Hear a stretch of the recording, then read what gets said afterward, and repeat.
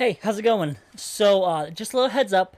This video I recorded a few months ago when I was in Chicago with Winifred Haun. And so the audio won't be the best.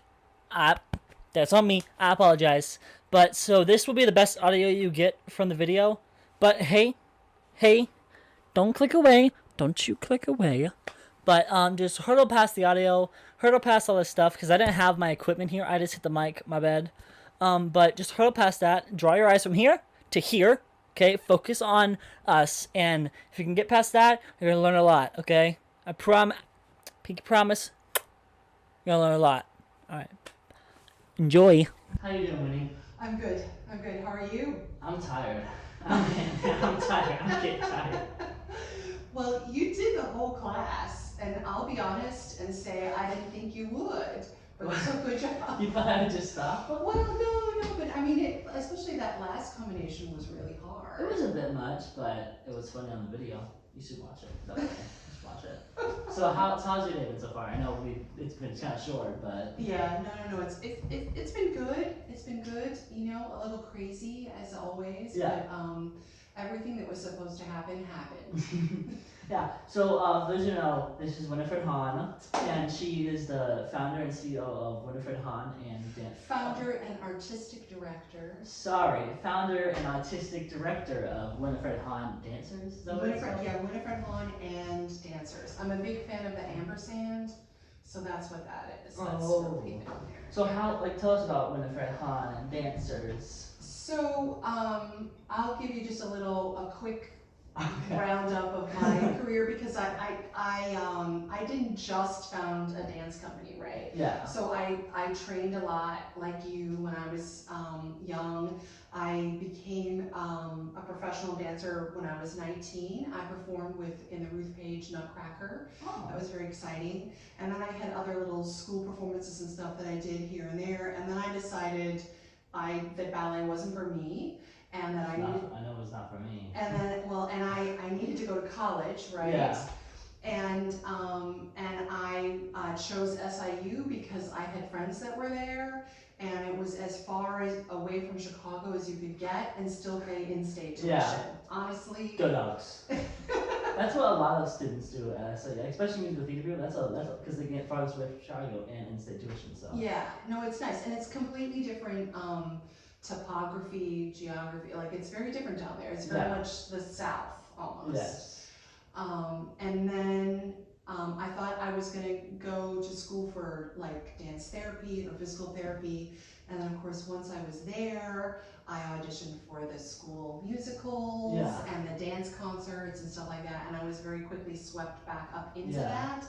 And a very wise friend said to me, because I was unsure about what my major should be, and I probably had about. Oh, so you went for undecided, kind of? Well, back then you had to pick one, so I did. Okay. And I should have just been undecided because I was going to be a history major for a minute, and then I was going to be a philosophy major, and then I think I was a recreation major. I don't even know if they still have that major anymore. It was a crazy major. And then a really good friend of mine said,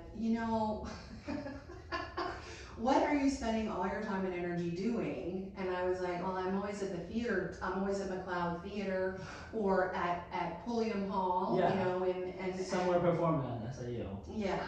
And so then I had a special major. It was called Performing Arts / Dance.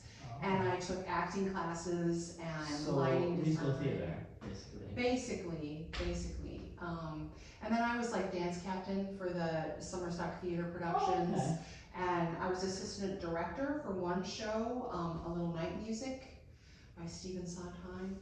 And and then I moved back to Chicago after I graduated, and I was invited to be an apprentice with the Joseph Holmes Dance Theater, which I did.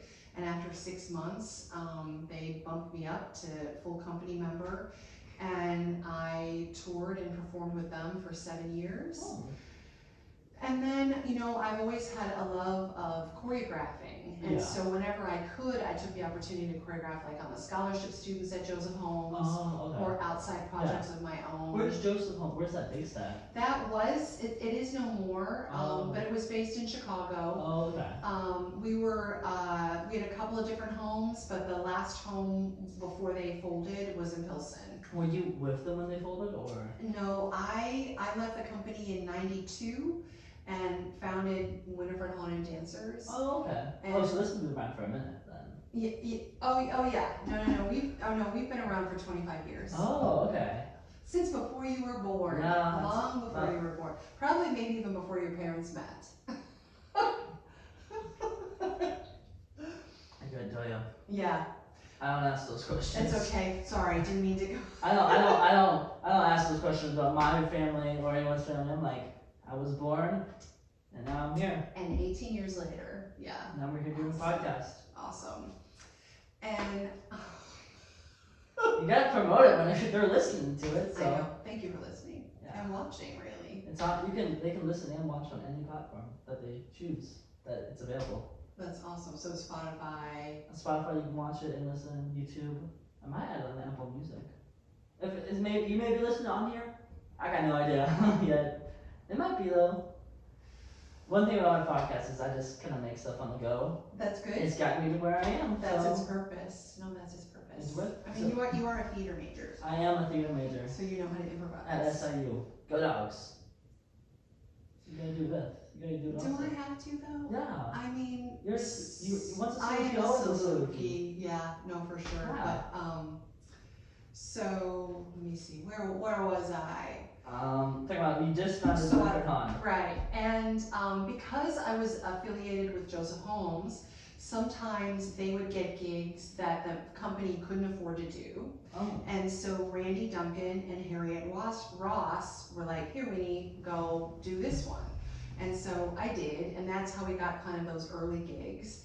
And then we fully incorporated, and the story that I always like to tell is one of the gigs that we got was at the Blue Rider Theater, which was only a couple blocks north of where the studio was.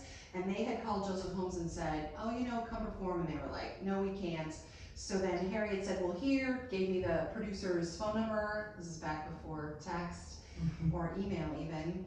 And I called him up and he's like, that's great, let's do it. What's the name of your company? And I was like, because I was so busy just doing it, like collecting dancers. So you never actually made a company? I never made a company, I never even made a name. And so I was like, I'll get back to you on that. And I had to very quickly come up with a name, because he's like, we're gonna have a press release and we need to know what to call you. Yeah. And back in the 90s, it was always so-and-so and dancers. Oh, okay. So that's pretty much if you ever see a company named that, you can be pretty sure they started in the 90s, right? And so then I just kind of kept going and making work and getting gigs here and there and trying to pay people. We incorporated and we applied for grants and blah, blah, blah. And then I had kids. And then I was, and I, as you know, the theater, dance, musical theater world is insane. It is insane. And I didn't feel that I could do that and raise my kids. And my husband had a good job, which almost paid the mortgage. And so I thought I can just do little teaching here and there and whatever. And I basically stayed home with my kids for 5 years. Yeah. And then we restarted when my youngest was 2, very much part-time. And then it's just kind of been like, one thing, if I'm going to give a philosophy to young people, or tell you how to live your life. Am I an in-person? I mean, I am an adult. You're a baby adult. That's what everyone says. Okay, but does everyone have a podcast though? No, they don't. I don't think so. Okay, so you're baby adult with podcast. Yes. Okay. I'll accept that. Which is pretty impressive. Baby adult with podcast. Right there. Boom. Power of editors. Yes. I've always depended upon the kindness of editors. Yeah, Yeah, we can. Sometimes I ask him to edit stuff, and I list a bunch of stuff, and sometimes he'll just put the words "no" instead of doing it. So, and I'm like, okay. Okay, thank you. So then. The philosophy, you gotta tell the Oh, the audience. philosophy.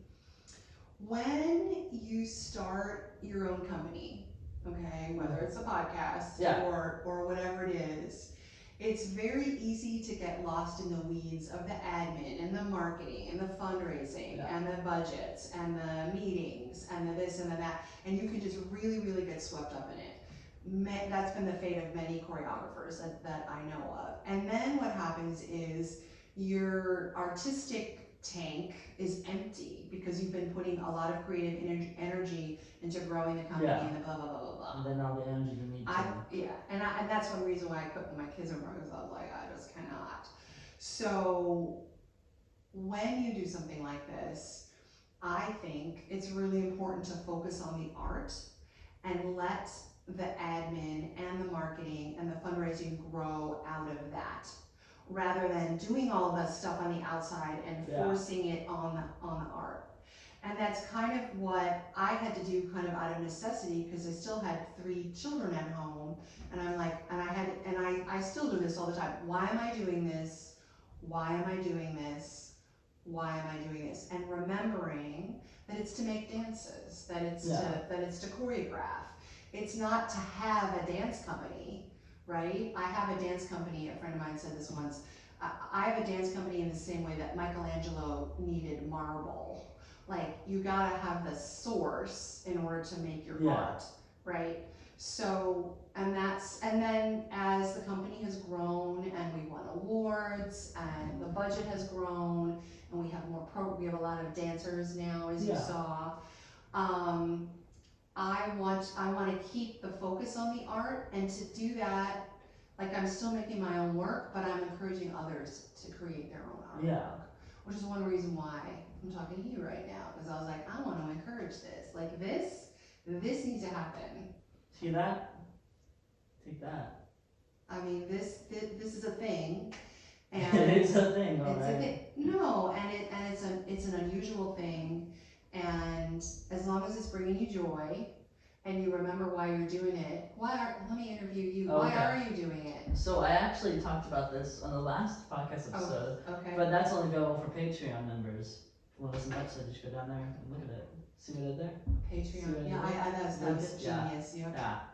Anyway, so what I did was I originally wanted to start, because I started doing local theater July of 2022. I did Gypsy at McLeod in 2019. That was it. And I just got done with my 12 shows since July of 2022. So at one point I was in 5 shows at once. Oh, that's a lot. And so I was going as it. But last year, my senior year, I called, because it was my senior year in high school, it was probably the best year of my life, because I met hundreds of people. And throughout Illinois, no one knew my name, but throughout this year, now my name is, like, a lot of people know who I am, because I just go out there and I just do what I want. And one thing I definitely learned about this podcast is don't be afraid to ask, because what's how they say no. And I've asked for some pretty crazy stuff sometimes, but sometimes they let it. I mean, I have a few really good videos coming up. They'll come out soon. Just you wait. And then this week I've been to Springfield. I'm in Chicago right now. I'm going to Tennessee. All these crazy things just because I asked. And so what originally happened was I wanted to make like a short film / documentary thing to where I interview a lot of my friends and people, and then we recreate some scenes, and then we interview them, and then we narrate. It was like 30 minutes straight. Yeah. But then that turned into okay, I don't really have the time to do one huge thing. And then so I was like, okay, why don't I just interview people or narrate my senior year? And so one time I sat down in front of the camera with just my camera audio, recorded like a 40-minute video of me just talking, like narrating my senior year. And I was like, okay, that was cool. But I never actually published it because I was like, I want to do more. Right. So then I was like, why don't I just interview everyone? And then that turned into, why don't I just have a podcast? Because that's interviewing people. Because that's right. And so that's how we got here. And then I was like, oh my God, I don't know how. Because everyone was like, you don't need fancy equipment. You just need a mic and that's it. And I was like, yeah, but I'm Nick Steinberger. And I got to go the extra mile. And so then I was like, I can't afford this. So the idea kind of put on pause. But then my fast food refund came in. I do not recommend spending your fast money on this, but I chose to. I got $7,000 after my college was paid for this year, and I was like, I got ideas. I got ideas. I gotta use them. And so I bought a lot of people are like, no, and they don't. And yeah, I may have bought too much stuff. I may have not needed as much as I got, but we're still doing it. And so slowly but surely, we're climbing the ladder. Yeah, no, that's exactly how it works. And that's that's why I'm doing it, because I get to interview people, I get to go on trips, make videos about it, and then because also that podcast turned into, I wanted to do a podcast, which I am, but then I was like, I mean, my channel's anything and everything. Anything and everything isn't just podcast. So now, while I'm in Chicago, I'm doing a vlog for the entire trip. Oh, and then awesome. when I'm going to Tennessee, me and a few friends, we're going to go through a drive-through safari and record it and just have fun. Oh, and then there's a few more places in St. Louis I'm talking to do stuff. So it's kind of turning before my eyes. It's kind of turning into something else. Yeah. No, but that's exactly how the creative process works. Yeah. The artistic process. You start with a something, and that's part of what makes us creative people, is that we can see this thing happening, and then you're like, oh, it could be this, oh, it could be that. That happens in the works that I create all the time. I mean, I have probably created enough choreography for like 3 times the amount of dances that I have. Yeah. Right? And I just keep going, and eventually I'm like, it's the editing process, right? That doesn't belong, oh, here it is. And a lot of times, for me at least, it just, while I'm actually recording it, I'm like, change this around, kind of thing. Yeah. And I think a lot of people have creative minds, they just are afraid to press the gas pedal. Yeah. And well, yeah. You sound like a young person when you say that, but the press the gas pedal part. What I would say is that they're afraid of making a mistake, or they don't trust themselves. Yeah. Right. Like, and I understand how that feels. I mean, like, I was doing that today in rehearsal. I just spent 2 hours and lots of money, because I pay my dancers now, and rehearsal space and like all of that. And I don't even know if anything I made today or Monday is going to end up in it. But there's something that's, and maybe you feel this way about your podcast. I think this is what you were describing. Like, it just fills me up. It's just like, okay, I it energizes me, and I can go do stuff. Yeah. And without it, life's just not the same. I know, like for me, I definitely I think just entertainment in general, I just love the feeling to be like behind the scenes, or be a reason why it makes someone enjoy it. I think that's why I did so many shows. I did my high school show every year. Well, I did my school show every year, but then I was like, once I did at the Civic Center with 15,000 people watching, I was like, with 1,500 people, not 15,000. Okay, that's a lot for Southern Illinois. 1,500 people, and I was like, whoa, they're still clapping or something. And I wasn't even like a lead role. I had like 2 lines or that. And then so I think that's the reason why I'm technically enrolled I technically have a job at 5 places. They're all seasonal places, but every single one of them is entertainment in some way. One's some union crew that moves out shows. One's a baseball stadium. One's a theater. Yeah. And then like my thing is, if I don't have any opportunities or I'm busy with school, make your own opportunities, and that's what I'm doing with the podcast. No, that's great. I'm making my own. Yeah. So. Yeah. No, that's great. And like all those little things. So like before I became a full-time professional dancer, I had office jobs. I worked for a court reporter for a minute, Xeroxing stuff all the time, running to the post office, like all this stuff. Yeah. And then when I started my own dance company, all of those skills that I learned from like those silly office jobs, or even being a waitress or whatever, helped me. Yeah. Like it wasn't directly related to what I ended up doing, but and I think that's another part of the creative process too, is like pulling together all of these things from disparate areas, and like it comes to, and it's I mean, like even if you like start writing a play, okay? And you That did, play if can you turn lose a into journal, whatever. it could turn into a blog or a magazine article. Do we still have magazines now? Yeah. Do you know what a magazine is? Okay, we're just teasing, but Yeah. like back in the old day, it was a big deal, but it's Yeah. not anymore. I see them But whenever I go to Dollar General once every 5 months. You I see there. magazines. Yeah. Okay, good. Or just even like poetry or whatever. Yeah. Just try it. And when I gave up the company when my kids were little and I stopped doing it, I really thought I was done. Like I really thought I was going to be done with dance. And then I learned how to sew and I started sketching and even writing. I love nature and being out in nature. Yeah. I would do like some nature writing and then some sketching and whatnot. And what ended up happening was that when I learned how to sew, I made a dance that had this giant silk fabric in it that I had sewn, Yeah. and I learned how to dye clothes and like all that kind of stuff. And all of that stuff that I did thinking like, oh, I'm gonna go do this other thing, well, it ended up being great creatively for my choreography, even though that was not its Because you intention. can include that stuff into it, yeah. Totally.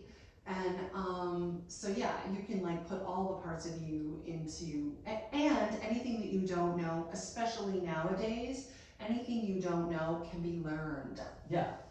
And I think that's another thing that people like, they're like, well, I don't know how to do that. I mean, it's stupid stuff like. Okay, YouTube it. YouTube it. Even like how to find the gas cap release thing. Also, there's the amount of like websites that are for every single type of car or anything, for everything in the world. Anything and everything. Yeah, no, for sure. Well, and the other thing, and you kind of mentioned this too, is that you don't have it all at once. No. You don't have this idea for a blog or a dance or whatever, and then all of a sudden, or a dance company, and oh, there it is. You just, it's okay to do little bits. Yeah. For me personally, I feel like if you have this, obviously you'll have this idea of what you want to do, what you think you want to do, but I feel like if you have I think almost all the time, it switches to something else, or it changes a little bit, but like say for example, you're a director, and you have your idea, and nothing else is going to change that, no matter all these great ideas, I feel like it makes the show or whatever less valuable. Agreed. Because when you have other people or other ideas come along, and you're like, oh, that's good, but I want to stick on my plan. It's like no, for sure, and that sort of speaks to the idea of collaboration. Like I sort of believe in there have been lots of different dances created over the years collaboratively, and sometimes it really works, and sometimes it really doesn't. Yeah. But it's always good to have that vision, right? But you gotta talk about your vision to get other people to buy into it. Yeah. And also so yeah, I feel like with talk about it is because a lot of times I have an idea for a sponsor, some places like, oh, we don't really do that stuff, and then I'm like, okay, but just hear me out, and then I explain how I'll use them, and then they'll be like, we could try that kind of thing. Yeah. And then that's awesome. Here we are. Sometimes they're still they don't want to do it. It's like whatever, you can't exactly force someone to sponsor a video. No. But you can sure as heck bother them until they do. Well, I'm just joking. No, for sure. Yeah. But like you said before, you have to ask. Yeah. You have to get. You have to take that first step because they're not gonna ask you. You gotta ask them. Exactly. I mean, they may ask you if you're a big time, but especially if you're just starting one, you gotta make that first step because you gotta make a name for yourself. Yeah. And I also think you're probably a pretty good salesperson. I mean, I got you on this. In that, yeah, totally. And no, but so one of the things I did when I restarted my dance company is that there are some really cool old mansions here in Oak Park that were owned by obviously very wealthy people, and then when they died, they donated it to the Park District, and then the Park District of Oak Park maintains it. And one of them is Pleasant Home, and it's really beautiful. But I had the idea of putting dances in each of the rooms in that house, and that took a little bit of a selling job. And people, we don't have a lot of cultural knowledge about dance, so people are kind of weird about it, honestly, and ridiculously. But anyway, you can explain it to Is them. that are you venting to the world about how much you hate that people don't have dance knowledge? Is that what you're saying? Yeah, I am. Say it to the camera. Say it That's to the camera. definitely. No. Speak the truth. Okay. I just wish that our society had more cultural knowledge about dance as an art form and what it is. You know, like one time I remember somebody saying at a place we were going to dance, and they were like, "You're going to be dancing barefoot," and then they were like, "Isn't that bad for the floor?" And I was like, there's I was like, "You're on the floor, can't talk." I know, I was like, barefoot is gonna be way better for that precious wooden floor of yours than any shoe I could possibly wear. So anyway, but it's just the fact that people don't understand that, Yeah. you know? Or one of my favorite things, I'll say this now because it's also one of the things that I say a lot, is that a lot of people have trouble with modern dance or contemporary dance or whatever. And that's because, this is my theory, probably not just my theory, I probably stole it from someone else, but you have two bodies up on a stage or in a kind of area. And so people assume that there's drama, or that there's like a relationship or whatever. It can't just be two people moving in space, Mm-hmm. right? Like when you listen to, let's say, Beethoven's Fifth Symphony, or even like the Rolling Stones, or who does your generation listen to? Well, we listen to Taylor Swift, but you know how sometimes you can't understand the words, right? And you really don't know what the song is about, Mm-hmm. right? But you listen to the music and you enjoy it because you like the sounds and you're experiencing it. You don't say to yourself, I wonder what this means. I wonder what the artist is trying to tell me. No, you just experience the sound and you enjoy it. You can do the same thing with dance. You can just love looking at the movement, the artist. If you get a narrative out of it or some story, it's probably more internal to you than it is, you know. I think I like modern a lot more than like ballet. Well, not for me personally, it's because it's easier. I think it's so much easier. It is easier. And also because it's like, for me, I feel like with modern, it's not so strict of you have to have exactly like this. Because if you mess up once, oh well. I mean, you can say that in any dance thing, you can. But I feel like with modern, there's just a lot more freedom. At least for me, that's what I feel like. Yeah, I think with ballet, it's very much the technical form, and they have requirements for that. And if you're not meeting the technical form requirements, well then you don't count. Whereas in modern, the thing is about self-expression. There's no set like bar you have to meet. Oh, there is. Okay, well, okay, but you know what I'm saying? Yeah. Like for instance, the piece that we did at SIU. Yeah. We took all of you Yeah. with what you had, and we made a movement that looked good on you, and we even had you generate some of the movement, because that's how you know what people like to do. And we remember it was a very down and dirty process. It was. I did not like it. It was. But it worked. I just don't like the part of me having to come up with my own stuff. I may be good at improv in real life, but improv dancing. Well, it's just touchy subject. Touchy subject. No, but but it worked, right? Yeah, Because we went, so rather than like imposing something from outside of you on you and saying, okay, do it like this, we were more like, okay, what you got? Show us what you got. Okay, now we're gonna, and then we mold it, shape it. And I know Julia worked with you, and she was fabulous. Ty. Oh yeah, the two of you were great. And then there were two other dancers that were part of Miriam and Busy. Yes. Busy. Yes. Miriam. Yes. And they were great too. And we just went with what was in their wheelhouse and what was possible. And ballet doesn't ever do that. So that may be what you're feeling. And it's funny. I'll tell one little story. But this ballet dancer that I used to work with, I used to teach at the local high school, not local, but in Chicago, it was like the famed school, it's called the Chicago Academy for the Arts. And the director was Anna Paskevska, who was lovely to work with, but she was a Trina. She was a ballet dancer. And we often had different opinions about different things, but we had many things we agreed on. And one of the things that we agreed on was that there's nothing worse than bad ballet. Like, we would rather watch bad modern dance than bad ballet. Yeah. And that's because, at least with with bad Because if modern someone's dance, not there's an as good, intention. you know? But there's an intention with modern dance, Yeah. and there's an intention to bring yourself into it. Okay, so maybe you weren't successful, but at least it was you, and you did it. Whereas with ballet, you have a measuring stick. Did you meet the measuring stick? No. You know. Should I make the title of this video? Winifred Haun hates ballet, and here's why. Don't say that. Although a lot of people would laugh if you did that. Don't say Winifred Haun hates ballet, not clickbait. I promise. Not clickbait. No, I think ballet is very hierarchical. Yeah, I feel like in ballet, obviously if you're not as good as the other people, a lot of times you can tell a little bit. But I feel like in ballet, you can definitely, because everyone has to be exact. Yeah. And if you make one wrong move, Yes. I don't know. And it's expensive, and you have to train for a really long time, and it's just there are a lot of hurdles and trap doors yeah. and things like that to get to the ballet level. Yeah. So yeah, it's rough. So going back to because I know you started your dance career at SIU, you said, right?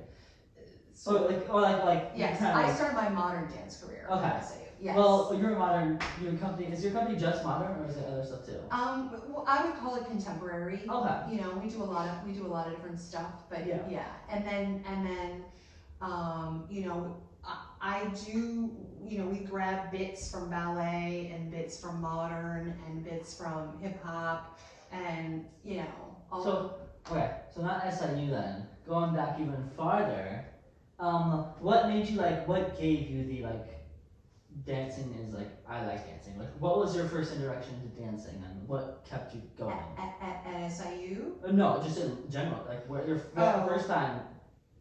What I think what my real fascination with dance is as a choreographer. I love to move, but I'm old now and cannot move like I used to.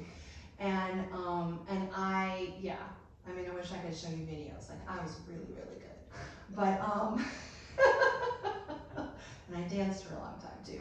But anyway, but what has kept me in the field is a fascination that I have with creating new movement and being able to say and express certain things. And then kind of on top of that, like, this is gonna sound a little like I'm proselytizing here, but I really believe that the world is better when there's more people dancing and making dances. And that is like, if I had to pick an ultimate goal, it's to make everything better. I just want stuff to be better. So I want you to be better.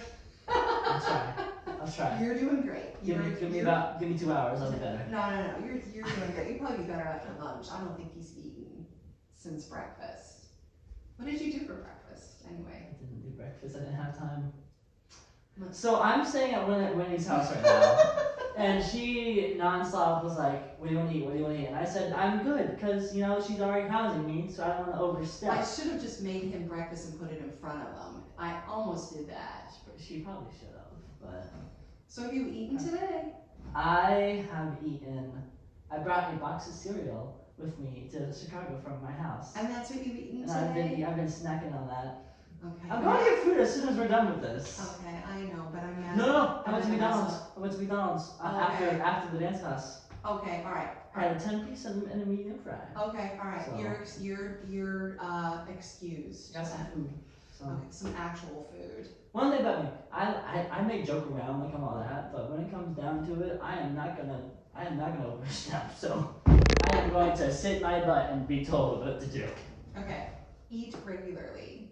I'm in college. Don't got time for that. Oh, see, no. That's when you really need to eat regularly. Like, I understand. I did the same thing when I was your age, and I just think that my moods and my whatever would have been better if I'd eaten more regularly. Well, of course, I know there's no money either. Well, to be fair, my fridge was broken for like a month, so all the food, because right before that fridge broke, I went and bought like $200 worth of protein, of meat, and and frozen stuff. And I was like, okay, boom, plan. Then 2 days later, all the meat isn't frozen. I'm like, Oh. oh, Uh-oh. okay. So now it's all at one of my friend's house. We just have there's like $400 worth of food because it started working again. Our fridge started working again, so we put the food back in there. Then it stopped working again, so we took it back out, and then now we have a new one coming in. I think when I get back, I think it's already there. So I hope so. I hope so too. Oh my god. Maybe get a reduction in rent for that. Maybe. I mean, geez, that's so ridiculous. But oh well, what can you do? Anyway. Well, I'm glad you ate today. I did. And now that I know you better, if we ever do this again, I'm making you scrambled eggs Okay. and fish muffin. I'm just Okay. gonna go. You said no, but here you go. You'll just see it whenever you get back. I'll be gone. You'll be like, yes. Yes, exactly. Thank you. Exactly. He told me he was gonna stop and get food. And he That was the plan, but then I got stopped in traffic. So Okay. All right. Chicago, you guys have really bipolar traffic. Last night traffic was bad. Then I got here. Then I went somewhere else. It was fine. Then this morning it was fine, and then it was bad. Then on the way back it was horrible. I don't. Welcome to the city. This is ridiculous. Welcome to the big This is city. ridiculous. Okay. Well, thank you for being on here. Oh, thank I really you. do appreciate it. Yes. If you're ever back in Southern Illinois, or ever I'm back in we Chicago, will connect. we'll do another one. Okay. Awesome. All right. Okay. Thank Thank you, you. Nick. See you guys.